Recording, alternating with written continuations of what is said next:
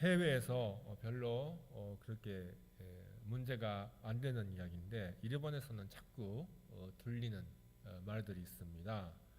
그것이 무엇인가 하면은 유명인사 특히 그 스포츠 선수나 아니면은 연예인들 이런 사람들은 정치적인 발언을 하지 말라라는 그런 말들입니다. 예를 들면은 이 사람입니다. 오사카 나오미라는 이분은 지금 역대 일본의 테니스 선수 중에서 최고의 선적을 세계적으로 기록하고 있는 분인데요. 이 오사카 나오미 선수가 미국에서 계속되고 있는 그 경찰관에 의한 그 흑인을 향한 그 불공평한 사살, 살인에 대해서 문제 제기를 하기 위해서 그 여러 가지 행동을 취하고 있습니다. 그 중에 시아베 키컨이라는 것도 있었고요. 또 이제 이것을 보시면 아시다시피 그 1회전부터 결승까지 지난번에 그 우승한 그 US 오픈이죠. 다 다른 그 희생자의 이름을 그 마스크에 새겨가지고 그 마스크를 착용하고 나갔습니다. 근데 그러면서 이제 끝까지 이제 그 자기의 경기를 이룬 거죠. 이 부분에 대해서 해외에서는 미담으로 지급되고 있습니다. 그런데 일본 국내에서는 이거에 대해서 비판이 되게 많습니다. 어떤 식으로 비판하는가? 인종차별의 문제와 자기의 본업을 이렇게 뒤섞지 말라, 하나로 만들지 말라라는 그런 비판입니다.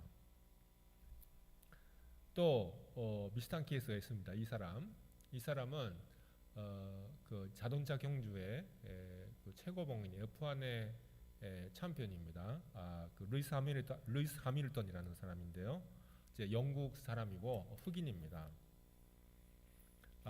지난번에 지난 주일 말입니다. 그 이태리에서 개최된 레이스에서 경주에서 역시 우승을 하고요.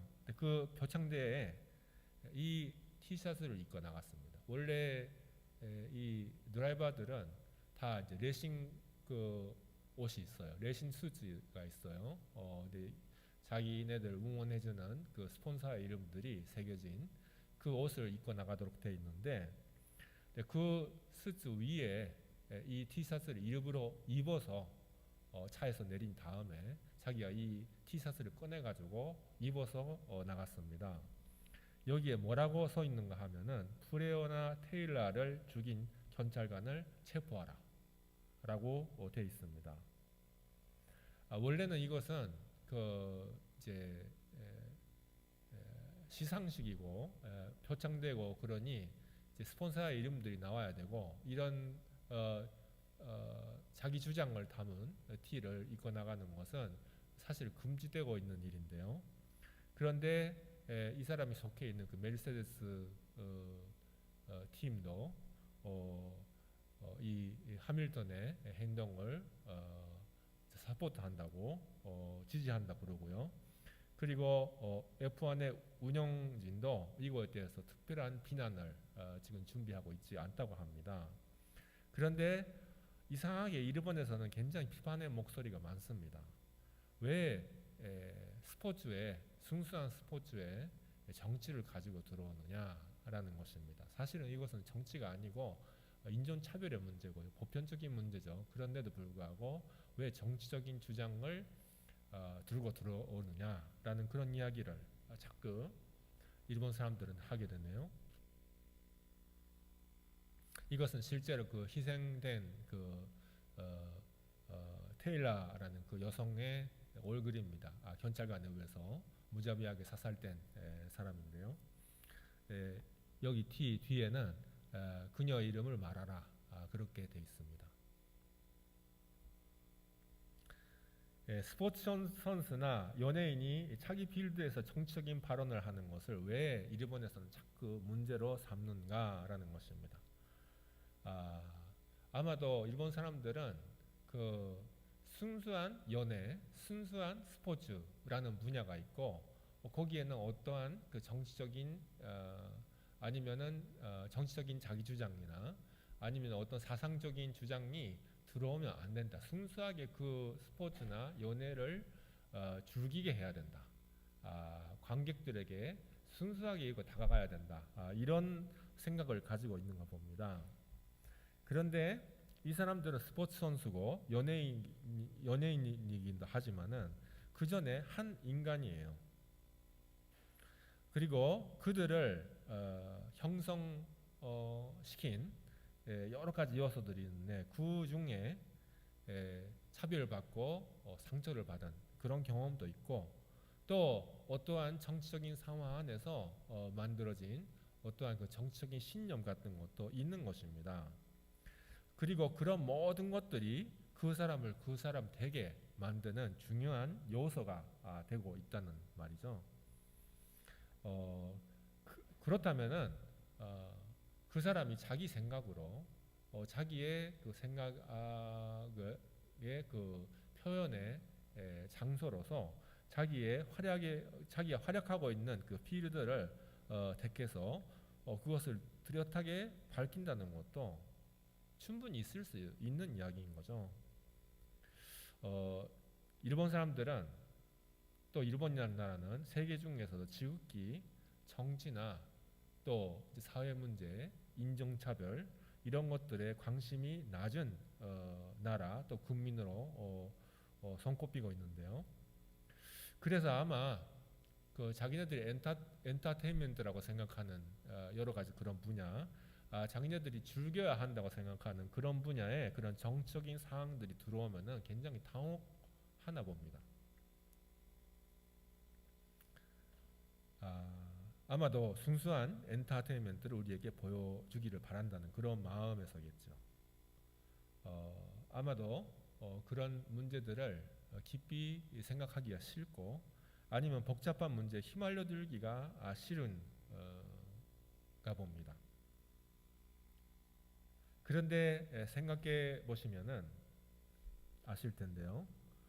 그 어떤 엔터테인먼트의 분야도 그렇습니다. 그것이 드라마가 됐든 영화가 됐든 어떤 그 코미디가 됐든 또 스포츠가 됐든 그 정치나 사상과 전혀 무관하게 있을 수 있는 것은 없습니다. 그 성립 과정이나 역사에는 정치적인 상황이 굉장히 영향을 많이 주고 있고요. 또 인종차별의 문제도 당연히 많은 그림자를 내리고 있는 거죠. 그리고 거기서 어떤 역할을 맡아가지고 이제 연기를 하거나 아니면은 시합을 하는 사람들도 어떠한 정치적인 상황이나 차별적인 상황 안에서 그 형성되어 온 그런 사람들인 거죠. 오사카 나오미도 그렇고요, 루이스 하밀턴도 그렇고 아마도 사회에서 또 자신들의 경기장에서 차별당해온 그런 사람들로서 그들과 그런 문제들을 떼어놓고 생각할 수는 없는 것입니다. 그래서 자신의 그 핵심적인 그 감정이나 핵심적인 그런 주장을 그 표현한다는 그런 의미에서 이런 행동이 충분히 있을 수 있는 것입니다. 그래서 해외에서는 아마 그런 것들이 잘 이해되어지는 것 같아요. 그 여러 맥락 안에서 사람들이 만들어 왔고 그런 사회적인 문제들도 이 사람들에게 있어서는 굉장히 핵심적인 문제이기 때문에 충분히 그것을 표현할 수 있다. 그런데 일본에서는 그것이 잘 안 되나 봅니다. 여기에 있는 우리들은 대부분이 크리스찬입니다. 그리고 제각기 한반도와 어떠한 그 관련 있는 사람들, 한반도에 뿌리가 있는 사람들입니다. 그런 여러분께서 예를 들면은 어떠한 기회가 주어져서 자기 자신에 대해서 이야기해보라고, 표현을 해보라고 그렇게 제의를 받았다고 합시다. 그런데 그 제의에는 조건이 있습니다. 어떤 조건인가? 여기는 좀 그러한 맥락이 아니라서 당신의 그 신앙에 대해서 크리스찬이라는 거에 대해서 말하지 마십시오. 아니면은 당신의 한국 사람이라는 그런 부분에서는 그런 측면은 드러내지 말아 주십시오. 이런 조건이 붙는 것입니다. 여러분께서 그런 제의를 받았다면 어떻게 하시겠습니까? 만약에 뭐 페이가 좋으면 그렇게 함으로써 뭔가 대가를 우리가 받는다면은 어떤 사람들은 잘 알겠습니다. 그런 부분은 내가 드러내지 않겠습니다. 그 말하지 않겠습니다. 언급하지 않겠습니다. 그렇게 말할 수도 있습니다. 그런데 절대 그래서는 안 되는 거예요. 그것은 부당한 압력인 것입니다.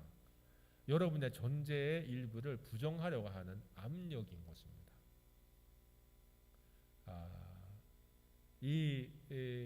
그 일본에 우리가 오랫동안 살면서 이 일본의 이상한 분조 안에서 점점 우리도 길들여져 가지고 이제 물들여 버리는데요.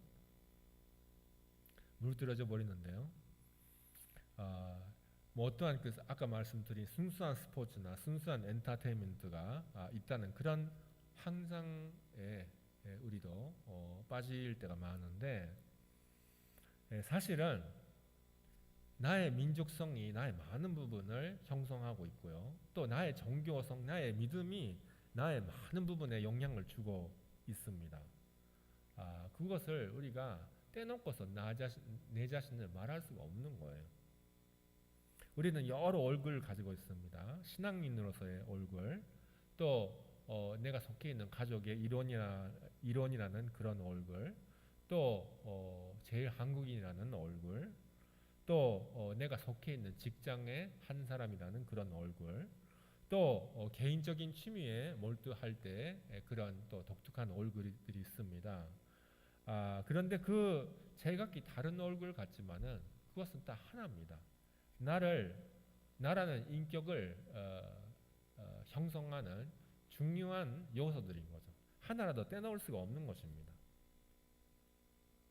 그것을 남의 사정을 따라서 쉽게 버리거나 감출 수는 없는 법이죠. 만약에 우리가 그것을 요구당하거나 또 그렇게 됨으로써 우리 중에 뭔가 이렇게 납득이 안 가는 뭔가 이렇게 불만스러운 그런 감정이 생긴다면은 우리는 내 자신을 지키기 위해서 저항을 해야 되고요. 또 그런 표현의 억압과는 꼭 싸워야 하는 것입니다. 오늘 말씀의 키워드는 사는 것이 그리스도다. 나에게 있어서 사는 것이 그리스도다 라는 말씀입니다. 바울은 내게 사는 것은 그리스도이며 죽는 것은 유익이니라 라는 말씀을 했습니다. 그것이 어떤 말일까요? 이 사는 것이 그리스도다. 참 거창한 말인데요. 이것을 제 나름대로 해석한다면은 이렇게 될 것 같습니다. 나의 크리스찬으로서의 가치관을 내 삶 곳곳에 잘 스며들게 하고 그런 내 자신을 충분히 표현하면서 사는 것이라는 거예요. 나의 크리스찬으로서의 가치관을 충분히 내 삶을 통해서 표현한다. 또 그 표현의 자유를 위해서는 내가 십자가까지 지고 끝까지 갈 각오를 한다라는 것입니다. 우리는 단순히 평안을 위해서, 안녕을 위해서, 또 축복을 위해서만 하나님을 믿는 것은 아닙니다. 만약에 우리가 나의 그런 아주 그 얕은 평안, 안녕, 또 뭐 부유함, 축복 이런 것만을 갈망해서 하나님을 믿는다면은 사실은 더 이상 죄를 짓기 전에 우리는 하나님 곁에 가는 것이 낫습니다. 그것이 최고의 평안이고 최고의 안녕이거든요. 그런데 오늘 바울이 말씀하신 것처럼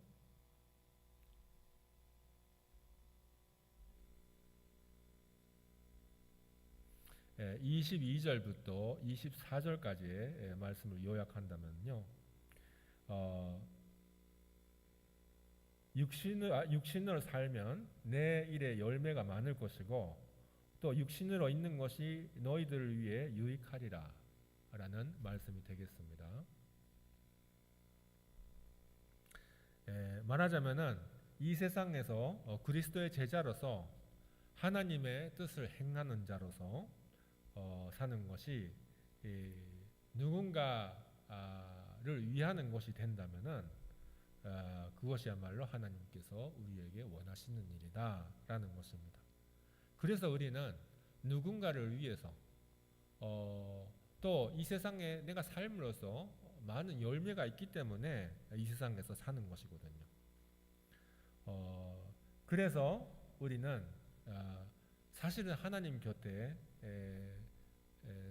영원한 생명을 받을 것이 이미 약속된 몸인데 그래도 이 육신에 머물면서 이 지상에서 살아가는 것입니다. 그 이유가 바로 그것입니다.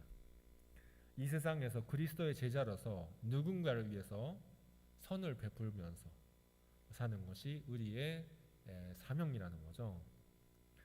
그것은 예를 들면은 그 여름방학 숙제와 같은 것이라고 저는 생각합니다. 왜 여름방학 숙제 같은 것이라고 한다면은 그것은 내가 하든 안 하든 자유지만 그런데 우리의 그 지상에서의 삶이라는 여름방학이 끝났을 때 그 숙제를 마쳤는지 아니면 선도 안 됐는지 그 결과가 우리의 책임으로서 다가온다는 의미에서 여름방학 숙제와 같은 것인 거죠. 우리는 꼭 그런 청산을 받게 되는 것입니다. 바울이 또 어떻게 말씀하시는가? 27절 보면은 이렇게 나옵니다. 오직 너희는 그리스도의 복음에 합당하게 생활하라.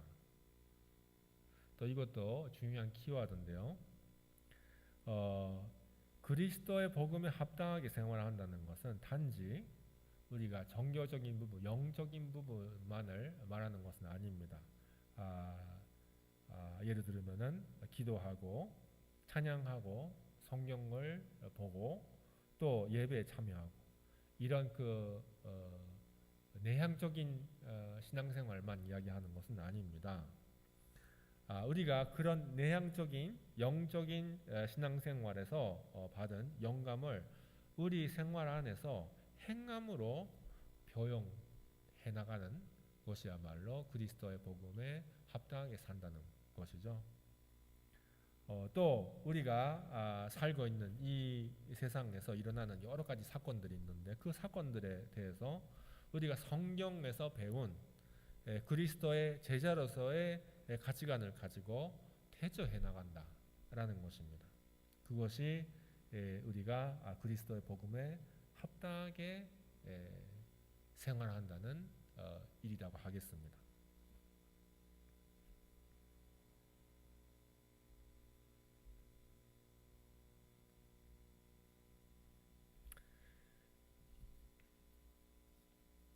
철저히 크리스찬으로서 산다, 신앙인으로서 산다는 것은 결코 이 세상에서 무난하게 또 중립을 늘 선택하면서 사는 일이라는 것은 아니라고 할 수 있습니다. 우리가 이 세상에서 정말로 그리스도의 가치관, 크리스찬으로서의 가치관을 관철시킨다면 여러 가지와 부딪힙니다. 이 세상에는 부정이 있고요, 또 불의가 있고요, 또 차별이 있고 전쟁이 있고 불평등이 있습니다. 또 환경 파괴가 있습니다. 이런 모든 것들은 우리 인간들의 죄 또는 지나친 욕망에 의해서 나타난 악들입니다. 이런 죄악들과 맞서서 우리는 단호한 태도를 취해야 합니다. 그리고 이 세상을 하나님께서 원하시는 세상으로 만들어 나가는 그 사업에 우리가 동참해야 하고요. 그리고 그리스도가 그 사역으로 만들어 나가려고 했던 그런 세상으로 변화시켜 나가는 그런 일을 우리가 감당해 나가야 합니다. 그렇게 해서 우리의 크리스찬됨이 우리의 삶의 전반면에 있어서 표현되어야 된다는 말씀이죠.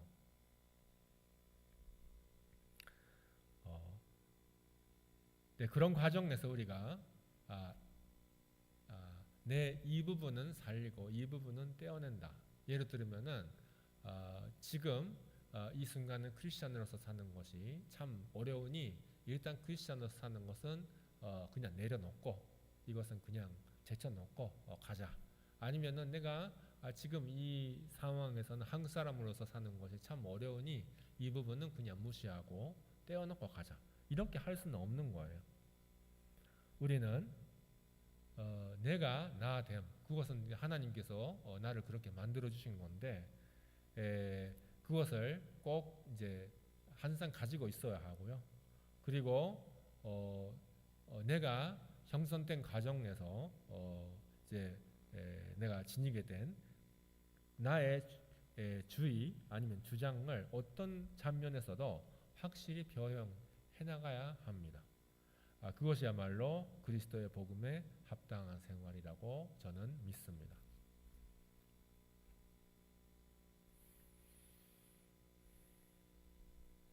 또 28절에서 바울이 말하고 있습니다. 어떤 말인가 하면은 우리가 그렇게 단호하게 나의 크리스찬됨, 나의 그런 그 신앙이라든가 아니면은 나의 그런 인격이라든가 이런 부분을 관철시키려고 할 때 꼭 우리 대적자들이 나타납니다. 그리고 우리를 대적하는 사람들은 그런 주장이나 또 그런 말들을 하지 말라고, 그만하라고 그렇게 위협할 것입니다. 그런데 우리는 그럴 때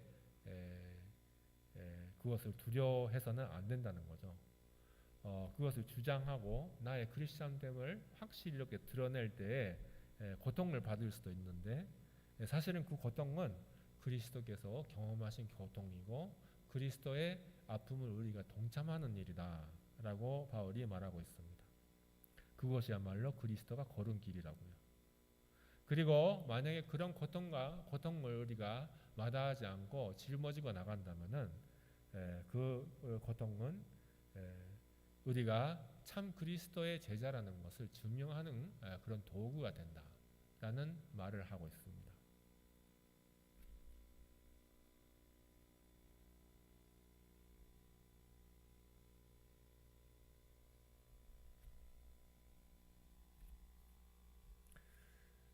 예수님도요 여러 가지 갈등들을 빚으면서 그 사역을 계속하셨습니다. 바리새인들 또 제사장들 한테서 이제는 그런 사역을 그만하고 너는 돌아가라고 이제 내려가라고 그 주장을 내리라고 그렇게 위협도 받았습니다. 만약에 예수님께서 그때 잘 알겠다고 물러섰으면은 아마도 예수님께서 십자가에 못 박히지는 않고 매 맞은 전도로 끝났을 것이고요. 오히려 그렇게 오래 사심으로써 많은 제자를 양성할 수도 있었을 것입니다. 어떻게 보면은 그렇게 하는 것이 또 예수님의 사역을 넓히는데 유효했을 수도 있습니다. 그런데 예수님께서 그렇게 안 하셨어요. 왜 그렇게 안 하셨는가? 그런 위협이나 압력에 지지 않고 뚜렷한 태도를 취하시면서 계속해서 사람들을 치유하시고 또 계속해서 사람들에게 하나님 말씀을 말을 고르지 않고 가르치시고 또 잘못된 믿음을 자꾸 사람들에게 심어주는 당시의 그 유대교 엘리트들을 비판하는 일을 계속하는 일이야말로 그리스도가 그리스도의 역할을 다하는 곳이라고 믿고 계셨기 때문이죠. 그것이 그리스도의 역할이었기 때문에 그렇습니다. 그리고 우리는 그런 예수님을 믿는 사람들입니다. 자기에게 죽음의 위험이 닥치고 있는데 그것을 피하지 않고 끝까지 자기 역할에 충실하셨던 그런 분을 우리가 메시아로 믿고요. 또 그런 분의 제자라고 자칭하고 또 그를 믿는 신자인 것입니다. 그렇다면 우리가 어떤 삶을 살아야 하는가 말할 필요도 없을 것입니다. 만약에 우리에게 있어서 믿음이 단지 장신물과 같은 것이라면, 나를 꾸미는 것이라면은 다른 이야기입니다만은, 아니면은 나를 멋지게 만드는 그런 브랜드 같은 것이라면은 또 다른 이야기입니다만은, 나에게 있어서 이 기독교 신앙이, 이 믿음이 참이고 또 나라는 인간의 핵심을 이루는 중요한 자기 정체성 중에 하나가 된다면은 우리는 그리스도를 살아야 한다. 그리스도를 살아야 한다는 것입니다. 복음에서 우리가 배운 메시지를 이 몸에 지니고 그것을 표현하는 삶을 살아야 한다는 것입니다. 말하지 말라고 사람들이 했다고 해도요, 우리가 가만히 있을 수 없습니다. 말을 계속해야 합니다. 주장하지 말라고 그렇게 압력을 받아도 우리는 계속 주장을 해야 합니다. 그렇게 함으로써 우리는 불리한 입장에 쫓길 수 있고요. 또 이제 불필요한 고통을 끌어안을 수도 있습니다. 그런데 그것이야말로 우리가 그리스도의 제자라는 증거가 된다는 거죠. 끝까지 그리스도의 복음에 합당한 생활을 살아나가려고 하는 우리 한 사람 한 사람 되기를 진심으로 기도하면서 오늘의 말씀을 마치겠습니다. 기도하겠습니다.